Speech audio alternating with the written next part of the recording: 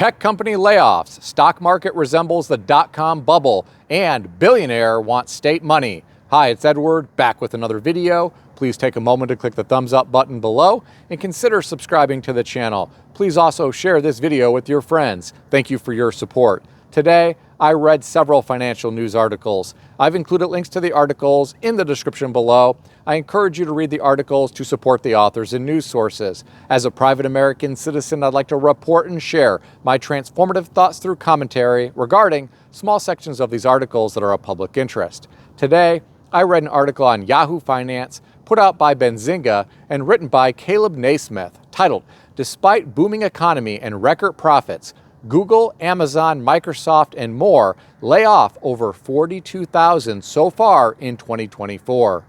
According to the author, in 2024, the tech sector has already seen layoffs outpace those of the previous year, with over 42,324 tech employees laid off, averaging more than 780 layoffs each day. This follows nearly 263,000 tech layoffs in 2023. This indicates a continued trend of job cuts within the industry. Well, my friends, in my opinion, this will likely continue in 2024. Every week, I continue to read about more layoffs. If interest rates stay elevated and some businesses slow, we could even see these layoffs accelerate. There is another threat to some people working in the tech industry, which is artificial intelligence. Don't take my word for it, though. The CEO of NVIDIA was in the news yesterday talking about this. I read an article on yahoo.com put out by Windows Central and written by Kevin Okemwa titled, "NVIDIA CEO says the future of coding as a career might already be dead in the water with the imminent prevalence of AI." He said this because of rapid advances in artificial intelligence. The author of this article said in the past few months, multiple users have achieved incredible feats using ChatGPT and Microsoft Copilot, from developing software in under 7 minutes to generating free Windows keys. He went on to say, chatbots are getting exceptionally good at natural language processing, which means we might get to a point where we can generate code perfectly using these tools. Well, my friends, I found this to be very interesting. I am sure there will be a lot of jobs in the future that will be replaced by artificial intelligence. I think young people trying to pick a career need to give careful consideration to how artificial intelligence may impact that career in the future. It's not just me that thinks this. Susie Orman was in the news recently talking about the looming threat of artificial intelligence and automation. She said, and I'll quote, "Do not be surprised if by the year 2030 there is a 25% unemployment rate." Well, my friends, let's hope that does not happen in 6 short years. A 25% unemployment rate would be worse than what was experienced during the Great Depression. At the height of the Great Depression in 1933, the unemployment rate hit 24.9%. At that time, 12,830,000 people were unemployed. Imagine the ripple effects that a 25% unemployment rate would have throughout our society. If I was a young person, I'd be going into a career that can't be replaced by artificial intelligence and automation, such as plumbing. Artificial intelligence and automation is not going to replace plumbers, in my opinion. Some robot is not going to be crawling around in someone's crawl space to cut out a section of galvanized pipe that rusted out and then splice in a new piece of PEX with a crimping tool. It's probably the less glamorous jobs that are going to be the safest during the artificial intelligence revolution. Getting back to the topic of unemployment in the tech industry, I feel bad for those who are losing their jobs. I hope they will be able to secure new employment quickly. I also hope they have an emergency fund to rely on until they can get back on their feet. With all of the inflation that people have been experiencing, I am sure some have been living paycheck to paycheck in expensive cities where tech jobs are prevalent, and many probably don't have much money saved. Life is going to get real when the paychecks stop coming in. On the topic of layoffs, Northrop Grumman was in the news yesterday because they may be eliminating as many as 1,000 jobs in Southern California. No reason was given for these layoffs, but apparently Space Force recently canceled a multi-billion-dollar program. Today, Best Buy was in the news warning of layoffs because of soft full-year guidance. The CEO of Best Buy said, "This is giving us some of that space to be able to reinvest into our future and make sure we feel like we are really well positioned for the industry to start to rebound." Again, I feel bad for those who are losing their jobs. Fortunately, the mainstream media and politicians tell us the economy is booming. If that is true, I am sure many of these people will have no problem finding another job quickly. I want you all to think about something.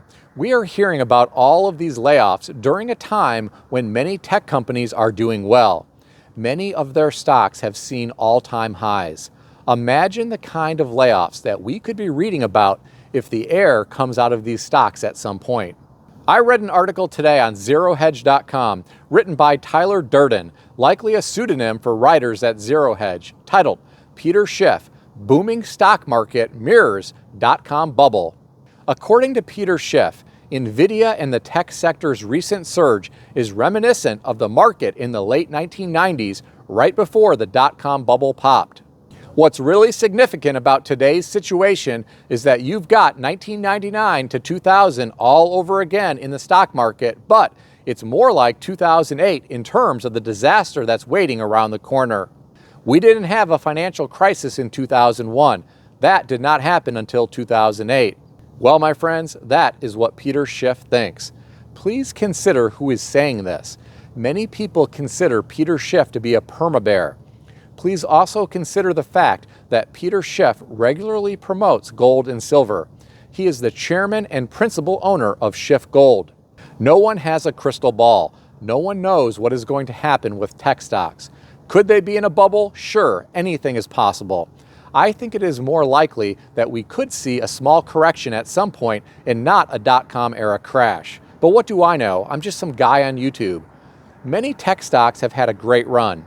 I lived through the .com bubble, and I can tell you irrational exuberance can go on for a long time.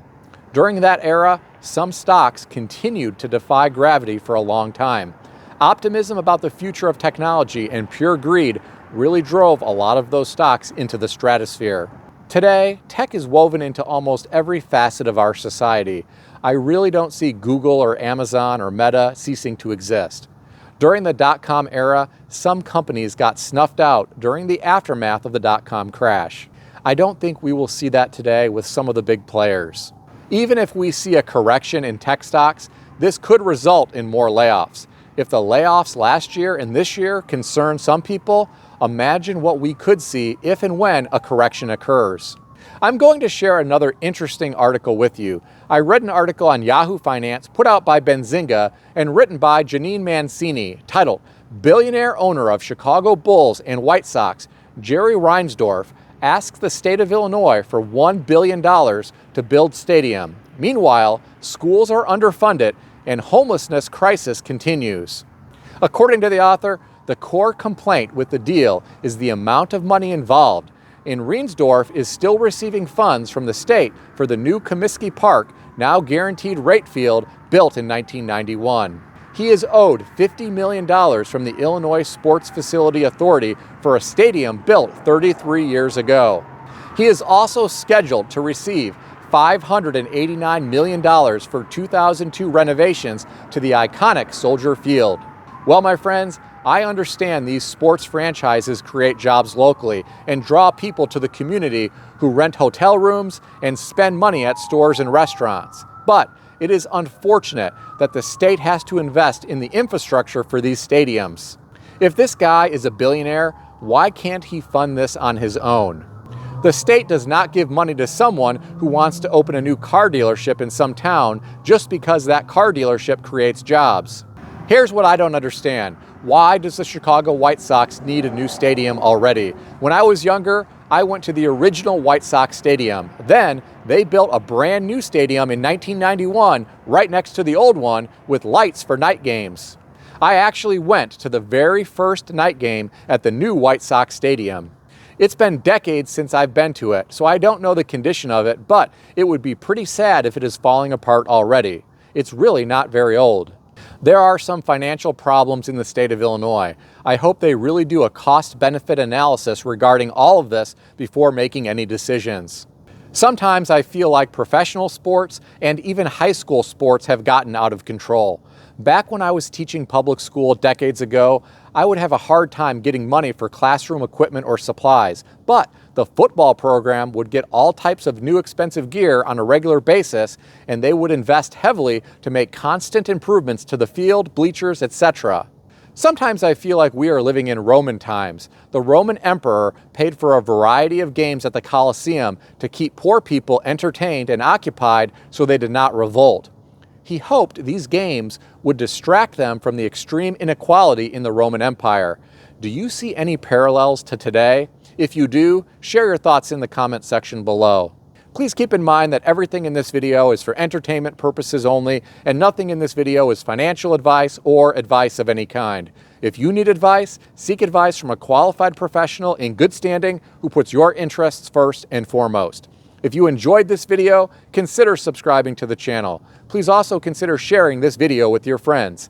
I want to extend a special thanks to everyone who has subscribed to this channel. I want to also thank all of my channel members. Check out some of the great books that I suggest you consider reading in the description below. I've included Amazon affiliate links to these books. As an Amazon associate, I earn from qualifying purchases. Stay healthy and wealthy. I'll see everyone in the next video.